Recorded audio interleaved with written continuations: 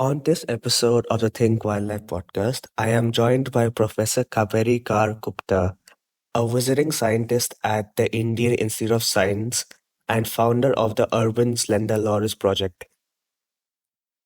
We discussed the plight of one of India's most unique primates, the slender loris, particularly in the urban forests of Bengaluru. Do tune in to learn about one of Bangalore's hidden gems.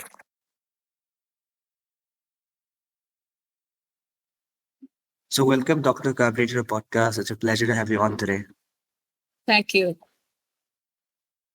So, what got you interested in working in conservation and slender loris in particular? That's a long story, but to make long story short, I have been always interested in, you know, nature. And I mean, I grew up in Calcutta, so you can imagine that the mad, traffics and all of those things in Calcutta. But I was lucky that I lived in a house or grew up in a house which has lots of green uh, green canopy, and it was almost like in the not almost it is big, it was in a farmland.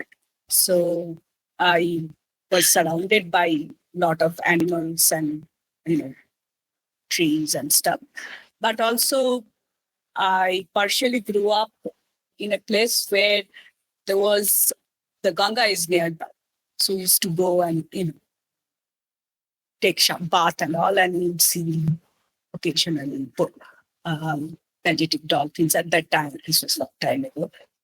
So anyway, all of those things together, I really like being in nature. But my main exposure came, I think, during my undergrad days when I started visiting Jharkhand, especially Dalma and in Singhbhum, sure where Dalma is, which district. But anyway, those places in Singhbhum district let me actually really got interested in wildlife. And credit goes to a professor of mine in college who instilled that interest in us. Then I got into Wildlife Institute of India. So I went there to do my MSc. So that's how sort of it started. And for research, I did my master's research on common langurs, the Hanuman langurs. And after that, I did several different things, but my main interest remained in primates.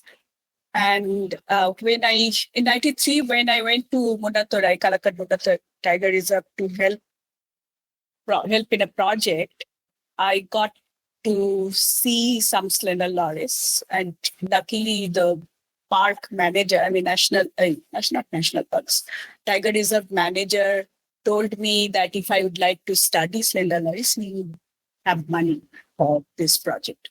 So that's how it started with the forest department. And I worked as a sort of biologist in the forest department.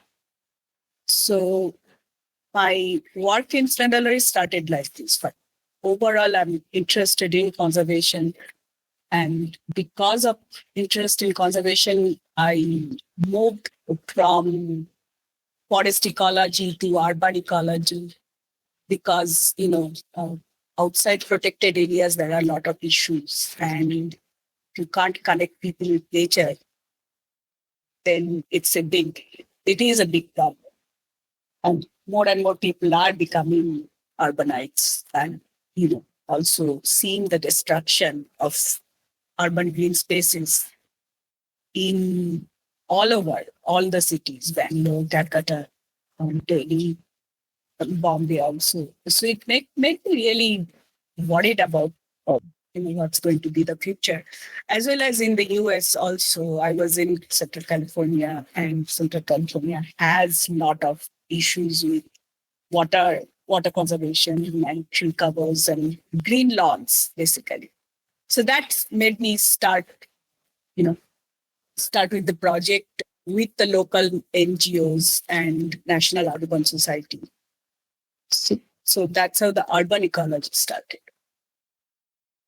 And what exactly are slender lorises and what makes them special? Slender lorises are primates. So if you think of who are the primates, monkeys and apes, including us, are primates. And they are also primates, but they look very different. They are what we call prosimians. If you think about biology of or taxonomy of primates, there are two different main types. One is simians, the other one is prosimians. So prosimians are supposed to be more ancestral, what we call in evolutionary biology. So they sort of appeared perhaps before the simians, before the monkeys and apes appeared. And, so they look like bush babies. If you know about bush babies or lemurs of Madagascar, those are all prosimians. So they look like them, but they don't have, they're very small. Slender lorises are very small, about under 200 grams most of the time. Average is 8 inches long. So they're tiny. They are small in size. They don't have any tail. They are nocturnal. That means they're active during the night. And they also crawl instead of jumping like monkeys, which has big tails. These animals don't have any tails. So they can't jump. So they crawl in the canopy. And for that, they need most of the time horizontal branches that could connect from one tree to another tree or one bush to another bush. So they're found only in southern India and Sri Lanka. And they have two big eyes. Sometimes they would look like an owl if you don't see the entire body of the animal. So does that give the answer of your question, or? Yeah. So, what's their conservation status and what's the primary threats they face? Their conservation status, according to IUCN, it's not endangered, but not threatened. But, I think we need to do survey of the population in the entire area. The main thing is the cause of conservation issues mainly is habitat destruction. So within protected areas, they are okay. But a lot of them are found also outside protected areas. And outside protected areas, there are no control of how the habitat is going or disappearing. So that is a big issue. The other thing is also we don't really know much about the loris behaviors or loris ecology. Because they are so small, they are nocturnal, it's harder to study them. And it's much harder to actually work on behavior unless you have, radio colored animals. And even then, following them is hard. So we don't know much about their behavior and how they are surviving in different habitats, like outside protected areas, in cities like Madras has. Bangalore also has some population of slender loris. Yeah. So, talk about your work on slender loris, which you did as a part of your PhD. I worked on slender loris ecology overall, mainly looked at their movement ecology, so their home ranges and their feeding habit little bit, but also habitat structure and habitat quality. So we found that, I started working on slender loris before I went to do my PhD. So we found that initially they are not distributed evenly within a forest type. And especially in Kalakad, Mundanthurai Tiger Reserve, that's where I did my work. And, in order to figure out what's the cause, what kind of habitat structures or food availability or what what are the problems. We decided to work on habitat structure, habitat, ecology first. So with sightings, with looking at population through sightings, and we came up with the population structure somewhat, got an index of how density, not really population density. But then looking at habitat structure, we figured out that, they can't live in areas which don't have any continuity in canopy and don't have anything like open grasslands. They can't live. So in Mundanthurai, the forest is very patchy. Even within a habitat type, there are different patches of forest. Like there will be plantations, there will be open grasslands, scrubs, and semi evergreen forests or riparian habitats. So those areas which are very open, don't have any trees, they are not there. And even within a habitat, even if it is semi evergreen forest, if you don't have too much canopy continuity, you can't find them. They can't live, basically. And also the other interesting part, we found out that their movement is influenced by the firewood collection, which also very interesting because when people come to do firewood collection, this is in the 90s, there used to be a lot of people coming inside the forests for their livelihood, firewood collection. And when they would come, they would cut down some of these mid-size trees, middle-story trees, branches. And once they cut down the branches, then you don't have the canopy continuity. And especially we notice that the lorises are using more thorny climbers or thorny plants, trees, and average height was about 5 meters. So when you come to firewood, to collect firewood, you generally cut down the branches, and especially if they are thorny branches first. So once you cut down the thorny branches, that's also, they lose the places to hide in terms of predators, and also their sleeping sites, and the continuity, movement, because they need horizontal branches to move. So that's how I started. And then I went to do my PhD, and in PhD, I focused on looking at different, male-female home range pattern, as well as their reproductive behaviors and mating system. So we found that, there are 3 different kinds of males in the population. There are males who are smaller, has huge home ranges, no female partners so far. But then there are males who would have smaller range. They would have a home range near a female's home range, but they're not they do not have any female as partners or pairs. Then there are males who have completely overlapped, have home range with females, adult females, and also have a female, paired female with them. So that's very interesting. And then I looked at I was trying to figure out what are the differences between these 3 males apart from home ranges and pairing with a female. We looked at body conditions, and we found that the females, who don't have any female partner and large home ranges, they're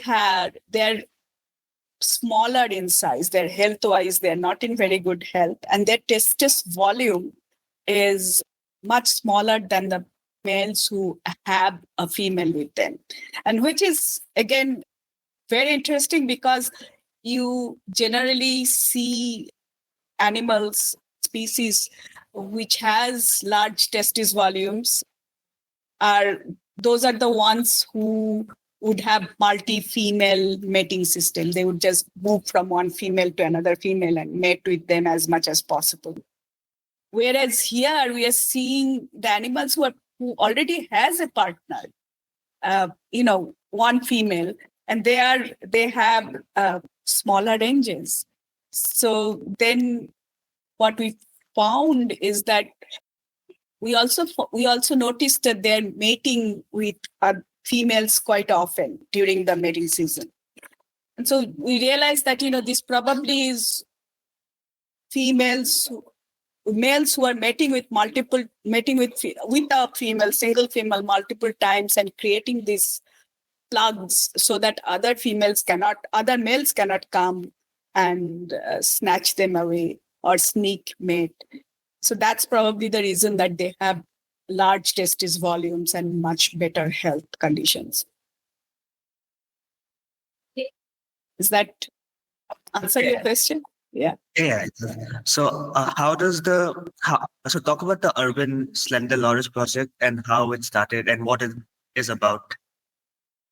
So, Urban Slender Loris Project started much later when I first went to Bangalore in 2010. Not first, after a while, I went to Bangalore in 2010, 2011. And that's when several of my friends in IISc campus said that, hey, there are lorises and these lorises are waiting for you to study. And we don't know where they came from and what's happening with them.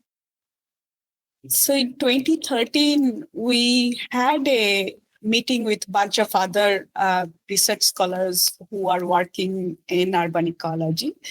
And in that meeting, we decided that, we'll probably take up this study on slender loris. And by then, I was also working in urban areas in the US and doing public science, citizen science type work, basically working with people directly. So I thought that, one way to do this research would be looking at, what's the population size, where they're distributed, forget about population size, which are the other places they are found within Bangalore city, and what's the habitat looks like, what's their conservation status, or what's the future, basically, not even just looking at conservation status. What's the future of these animals, given that Bangalore is growing so fast, and already by that time it was becoming megacity, I think, or close to becoming a megacity. So I worked with community members, and we decided to develop a program. But before that, we also decided which are the areas we are going to start the study. So we worked with a couple of other scientists to figure out the city's green spaces. So we divided the city into 5 square kilometer grids, and each grid we looked for green space. And then within those green spaces, we looked for suitable habitats for lorises. And simultaneously, we organized people, giving them loris walks in IISc campus, making them aware of the loris presence in the city. And what helped us also, because there was already a sort of like interest on slender loris among community members. People were talking about slender loris found in the city, and some groups wanted slender loris to be the mascot of Bangalore city and stuff like that. So there's a lot of positive interests among people. So I think I used that, or it helped me to start this project. So once we got the community members organized, we had a team. We had multiple meetings, and for 6 months, I just, worked with people and not with any scientists or anybody else. In fact, I didn't even meet many people at that time, except, trying to organize this group. And so by like that, then we decided what kind of people are going to start surveys. So we trained them to do the survey at night. We trained them to do vegetation survey during the daytime. We trained them how to actually, identify various trees, what kind of habitats are possible loris habitats, So after doing all of this, our main team, core team, they were doing the night walk. So, and also this project is very interesting because my role was as an organizer. The study designs and where and what time they would do, all of those are done by the citizen scientists. So it's sort of like co-created, collaborated project, which is not very common, especially in India at the time. I think this was the first study event on of this kind of one, and probably the only study on nocturnal animals with citizen scientists.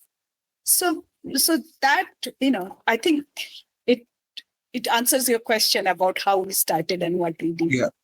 So my next question is, how are the slender loris faring in Bangalore and where they found?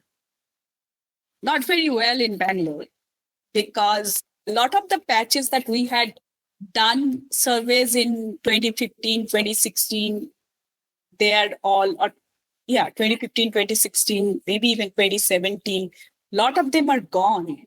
And even within the institutional campuses, like in ISC campus, a lot of those good forest patches that are good loris habitats are already, completely gone. They are built up now with big buildings and stuff. So if we cannot keep them within a institution, a research institution, what do you think the future would be, given that Bangalore is growing so fast? Yeah. And in May 2023, you published a paper about the attitude towards slender loris in Bangalore. Talk Yeah. about this research and what the key outcomes were. So that was study done by master students who was working with me and Dr. Harini Nagendra. So she wanted to, one of the thing that I found from the study is that everybody would say that, oh, there is, black magic, and the black magics and all of those are done by some certain tribal groups or nomadic tribal groups. Figure out what's the black magic pressure on these animals, because there are still poaching going on, but poaching pressure has gone down because of the law, because it's an endangered schedule on endangered species. So we really don't have as much as poaching as it used to be for pet trade and for medicine or black magic perhaps. But who are the people who are doing this? What communities are catching those animals, and what kind of magic, black magic, what's their perception, what's their attitude towards lorises. So that's how the study started. And we found that more or less people who are living in the city, they do not have much of negative attitudes or negative emotions towards slender loris. And there are some people, and maybe they come from other communities, other like Tamil speaking community or different communities, who have said that, they think that lorises are not, lorises are related. I mean, they have bad omens related to it. We haven't found any kind of communities which are actually actively catching or looking for lorises. So, and we did this survey across the socioeconomic gradient and also caste gradient. So some particular classes, like castes, also know about presence of slender loris or what slender loris is. But majority of the city dwellers, urban folks, so-called college-educated urban folks, do not even know about lorises. And also people who grew up in Bangalore city who are older than 60s, they knew about slender loris. That's my answer. Yeah. So, how can individuals contribute to the Urban Slender Loris Project? They definitely, I think we need to do another survey of Slender Loris project because it's been almost 10 years. So we don't know the status, given that there is so much work, construction work, and habitat destructions going on all over. So we need to do another citizen science initiative and doing the habitat surveys and population surveys of lorises in the areas where we have done before. And what have been some of the best memories you had from your conservation career? Uh, that's hard to say because there are a lot of good and bad things that I have seen or have gone through in my 30 years of being in wildlife field. One thing is that we definitely had, I definitely had really, great time learning about ecology, forest ecology, urban ecology, animal behavior. So, and also have good memories,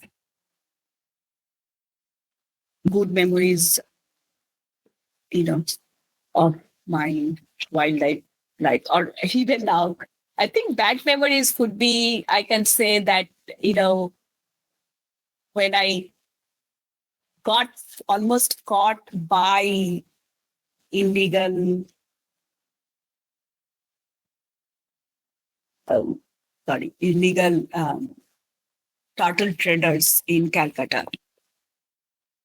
So I was doing this survey of turtle trade, that's illegal turtle trade in Calcutta markets because turtles, especially the Gangetic ones, are eaten by people. So I was doing market surveys. And one time I had gone to this wholesale market. It's sort of like an underground market.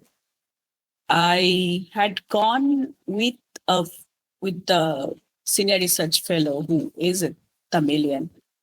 And that's when they suspected that I probably am doing something, from the government or trying to figure out all the information from them, some research project for some project, and they are going to get caught. So that's one of the really terrible experiences I had. And memories, the very first good memory I think would be seeing a tiger at night. First sighting of my tiger at night. So that's one of the good memories. I think does not matter how many times you see tigers, tigers are always nice to see in the wild. It is. And then, I mean, there are a lot of stories I talk about my life in the forest. There's another time we were stuck in Chambal River. That was also an experience, a once in a lifetime experience, so I must say. And the village that where we ended up going, they have never seen people from outside their area. So we were totally outsiders, and I remember one thing that when they came to know that I'm a Bengali, and they said, one of the person said, "Oh, Bengalis means this witchcraft. People do magic, black magic, and witchcraft." So Yeah, that's a stereotype. yeah. I mean, it's interesting that it's in these remote places in Chambal in Rajasthan side. What they know about Bengal is Yeah. So that was the final question for the podcast. Thank you so much for your time. that's it. Okay. Thank you for asking.